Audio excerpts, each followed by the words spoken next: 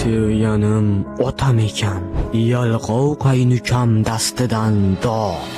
Kelinim dastidan dod.